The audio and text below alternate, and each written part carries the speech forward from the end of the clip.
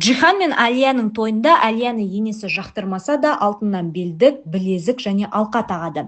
Түріктерде жаңа түскен келінге алтын сыйлау бұл оларда қалыптасқан дәстүр.